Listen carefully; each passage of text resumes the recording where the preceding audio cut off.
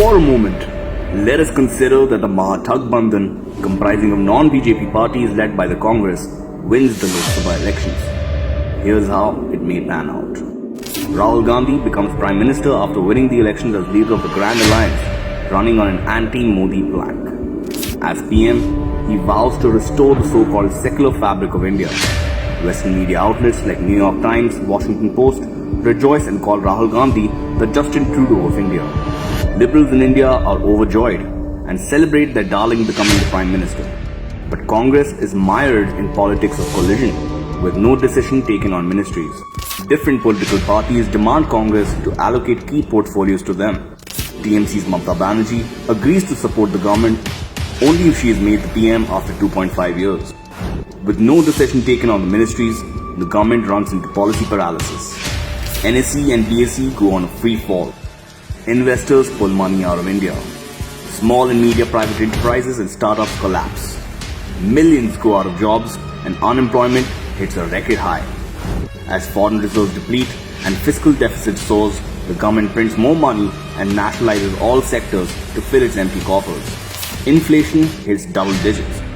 The value of the Indian rupee against the dollar hits rock bottom. Money held by people loses value and more people fall below the poverty line. People queue up in front of government ration shops. India's ranking in ease of doing business and GDP growth nosedives. India once again enters the dark era of Nehruvian socialism and license Raj. Meanwhile, the Congress party announces 10 deputy PMs to satisfy all coalition parties. Mamata is made deputy PM and gets the Home Ministry. Rahul Gandhi keeps the defense ministry to himself so that he can sign defense deals through middlemen like Christian Michel and Quattrochi. Shashi Tharoor is given external affairs and women and child development. Railways goes to Tejasvi Yadav.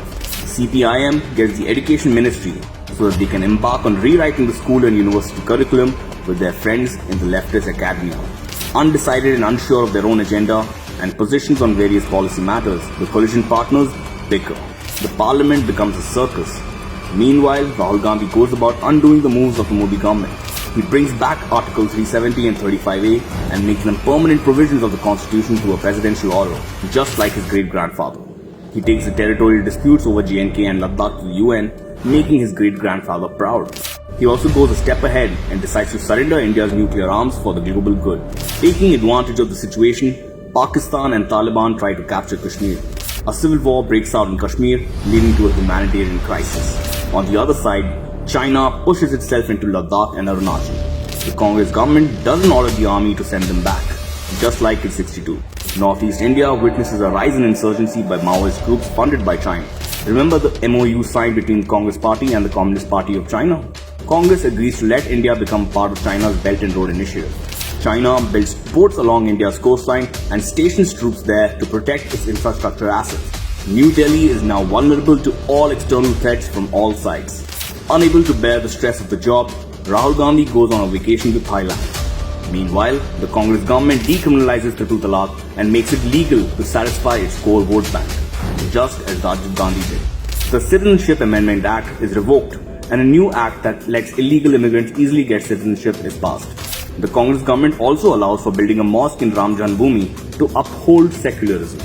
History textbooks are further secularized by leftists to glorify Mughals and the Nehru-Gandhi family. Aurangzeb and Tipu Sultan are hailed as the greatest of rulers and embodiments of peace, while Shivaji Maharaj is portrayed as a Hindu fascist. Contributions of Bose, Patel and other freedom fighters are reduced to mere footnotes to portray the Congress as the only force that brought freedom to India. Institutions like Niti Aayog and GST Council that ensured states' rights and a sane policy making are scrapped. The Congress government brings back the obsolete Planning Commission, centralizing the policy making process. With subsequent state elections coming in the years, the Congress tries to build its vote bank by letting in illegal immigrants from Bangladesh. Crimes like rape and murder sees a spurt and law and order goes for a toss. With the press growing critical of the administration, the government imposes emergency. Indira Gandhi smiles from heavens. Civil liberties are suspended.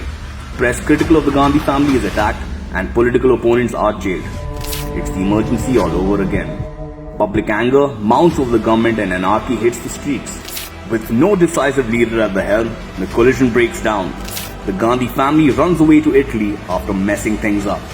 Mamata enacts a political coup and asserts herself as the PM.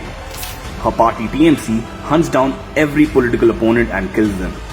She lets more and more illegal Bangladeshis enter India and completely change the country's demographics, thereby making India an Islamic state whose majority Muslim population demands Sharia law.